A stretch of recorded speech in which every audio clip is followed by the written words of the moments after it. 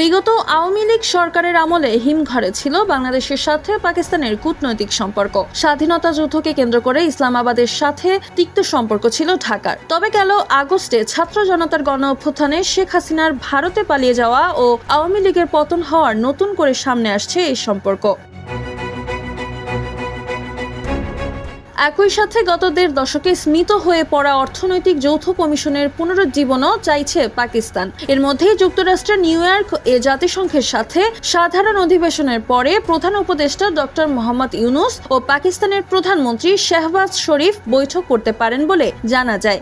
গতকালকে প্রকাশিত এক প্রতিবেদনে এসবই জানিয়েছেন এক নিউজ চ্যানেল এক্সপ্রেস ট্রিবিউন। সেখানে বলা হয়, হাসিনা আমলে কোনো নেতার সঙ্গে দেখা করা ছিল পাকিস্তানি কূটনৈতিকদের জন্য খুবই কঠিন কাজ। তবে রাজনৈতিক পথ পরিবর্তনের পর গত কয়েক সপ্তাহে রাজনৈতিক নেতা ও কূটনীতিকদের সাথে উপদেষ্টাদের বেশ কয়েকটি বৈঠক হয়েছে। পাকিস্তানের প্রধানমন্ত্রী শাহবাজ শরীফ এবং বাংলাদেশের অন্তর্বর্তীকালীন সরকারের প্রধান উপদেষ্টা ডক্টর ইউনুসের মধ্যে টেলিফোনে যোগাযোগও হয়েছে। ঢাকায় পাকিস্তানের হাই কমিশনার ও বাংলাদেশের পররাষ্ট্র উপদেষ্টার সাথে সম্প্রতি বৈঠক অনুষ্ঠিত হয়েছে। ওই বৈঠকে দুপক্ষই দ্বিপাক্ষিক সম্পর্ক পুনঃস্থাপনের সম্ভাবনা নিয়ে আলোচনা করেছেন।